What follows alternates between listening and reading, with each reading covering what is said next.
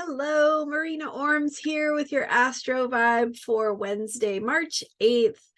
We are now past the full moon, so the evening or night or early morning, technically, of between March 6th and March 7th.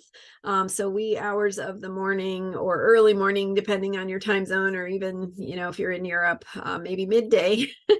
But anyway, yesterday was the full moon exact. And then, of course, last night, or the night between March 7th and 8th, we also have a very full moon, right? It's still quite full. So we're still in that basking in that light of the full moon and that full moon energy. And the really the window of the impact of the full moon is about 2 days before to 2 days after. Can be longer in the case of eclipses. It can be longer in the case of really significant new or full moons, that those energies can ripple out even further. So we're currently still basking in that full moon energy, processing what transpired, what we're noticing. I've been talking about the Virgo full moon in recent videos. So if you've missed those, definitely go check out my videos over the last 2-3 days that went really in depth on this full moon and what it is bringing us and what kind of opportunities and how we can work with it. Particularly yesterday was what to do, how to work with the energies, and what to do personally for your own self-care to make the most out of this Virgo full moon. So on this day is the one we're talking about, March 8th, and the moon is still in Virgo. It goes into Libra in the morning, my time. So we have that shift from the Virgo energies into Libra, which does help to help us move on from the full moon energy. And so we're just in the very, very beginning stages of the waning moon, right? The 2-week period when the moon is getting smaller each night. And so as we move into this waning phase, we begin to integrate what transpired around the full moon. We begin to sort of process and digest what did it mean, what happened, and what does it mean for who we are going forward. And so often, these moon cycles happen every month. So often these changes are small, but they're ongoing. And that's an important thing to remember about our human process of evolution and development and growth in our psyches, is that we are constantly learning and we're constantly discovering new ways of seeing things and implementing awareness that we may have gotten, and what it means for us and how we operate or how we approach the issues and problems that we are solving in our lives, which we were talking about yesterday with the imagery of putting together a puzzle and seeing each day as like you're doing a little small piece of the bigger work, a small problem solving that is contributing to the bigger picture coming into view. So we're doing that, and we're so right now we're in that energy of noticing, of feeling what's been unfolding, what it means for us, kind of experiencing that impact. You may not have words for what is unfolding for you. If that is the case, I encourage you to just be present with the way it feels, because sometimes that's how we're integrating. We're integrating through the feeling impact rather than a verbal understanding or like an ability to explain, right? And that kind of evolution is extremely valid. It may not be something that's as recognized by the outside world, but it's important in your own process. To feel the impact of things that you're noticing, to feel how it feels in your heart, in your mind, in your body, and to let that process take place, even without needing to understand what's happening or why. So feeling the things you feel, letting yourself have time to process, right? Maybe that means talking it through with a friend, or journaling, or just being with yourself. And then as we shift into the moon in Libra, Libra brings a focus to relationships. So we're going to see these themes as we are noticing the impact and discovering that, what we're processing. That's going to tend to show up in the context of relationships. So there is an importance when the moon goes into Libra of having the experience of sharing with another person. And it could be a friend, it could be a random stranger, it could be your most intimate partner. It's the experience of sharing with another person. And so those little exchanges that happen, even if it's like, the apology that you make when you bump into somebody at the store who's a complete stranger, and just like the quality of that interaction could affect your day, right? If somebody's really grouchy or angry, that could impact you. If somebody's really kind and really like your smile, your kind words, you can see them make a difference for that person. Those are the kinds of impacts that could be totally could be showing up and are not verbal, are not, something you necessarily can explain unless you really take the time to. But that's also what's happening, by the way, with the Pisces energy that is showing up. And so Neptune has been in Pisces since 2011. Saturn went into Pisces yesterday. We also have Mercury and the Sun in Pisces currently. So 4 planets in Pisces right now. That Pisces energy very strong.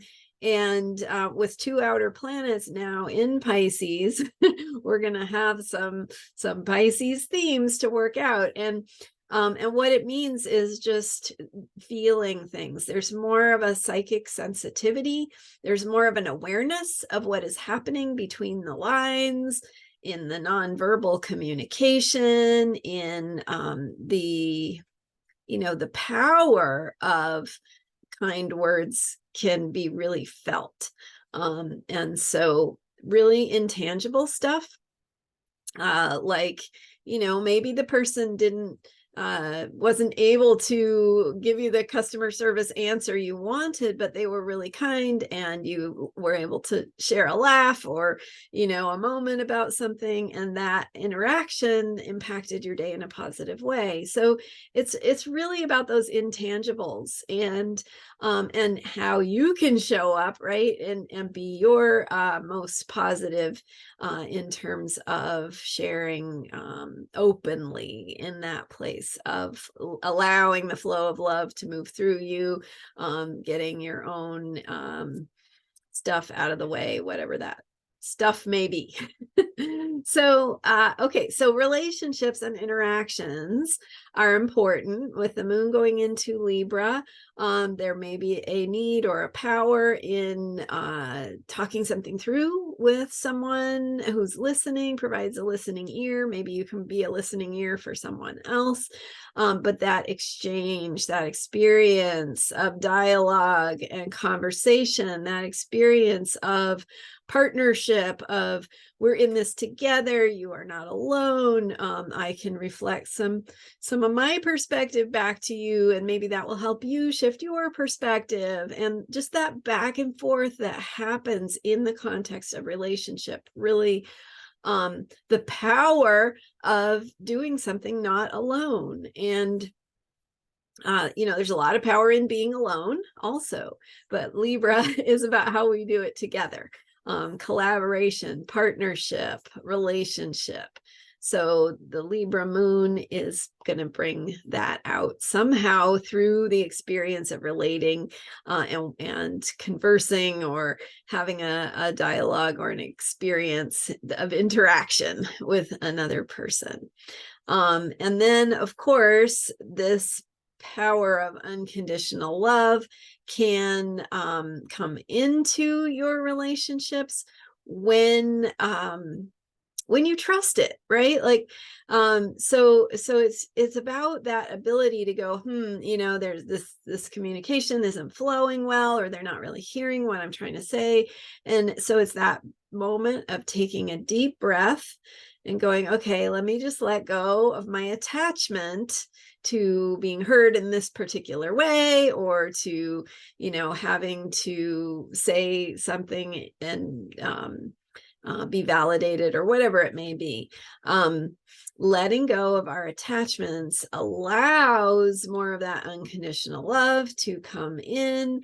And again, that can be facilitated through kindness, through compassion, through patience, through recognizing that we are all human, and we all just, you know, we don't have it all figured out, right? Sometimes we need that extra moment to go, okay, I can feel this. This is not working. Let me take a deep breath and let go, and just see if there's any other thing here about how I might communicate, or what I need to say, or how I might share what I want to share with this other person. And bringing unconditional love into your intimate relationships, your romantic relationships, also means getting out of the way. It means letting go of attachment. It means being open to the mystery that your partner is, and welcoming them for who they are, which is the reflection, right, of you being welcomed for who you are. And so allowing yourself to be true and authentic to who you are, doing things the way that you do, and taking pride in that, you know, really owning that, really owning being who you are, that may be different from the way somebody else does things. And just kind of having a sense of humor and loving that, and letting go of an attachment around how something is going to go, or how somebody is going to respond. You know, letting go of the ways that you might interpret or make meaning out of somebody else's actions or words, and just letting it go, because behind that there is probably a flow of love that is trying to come through, that we interfere with because we're human. And we, you know, like to feel safe, and all the traumas of the past tend to show up in the moment, and all that stuff. So so letting yourself be, letting go of attachments, taking that deep breath when you need to, taking space and stepping away when you need to, so that you can come back fresh, more open, more receptive to the way that your partner is showing and sharing love for you and with you. And letting yourself receive that even when it doesn't match your expectations, and vice versa, showing up and sharing and being and living in a way that is loving toward your partner, and letting go if they don't receive it in the particular way you meant it, right? It's still there. And when you are in your own truth and letting that flow, and showing up with the flow of love being present, and that just looks like an intention, right? An intention of caring, an intention of welcoming, of loving. And so if you are approaching an argument with your partner and you need to take a few minutes to get clear about what your intentions are, that might help you. It might help you if you're in the middle of the argument to take a deep breath and say, okay, it's not working how I'm communicating this. Let me see if there is something else that wants to come through me.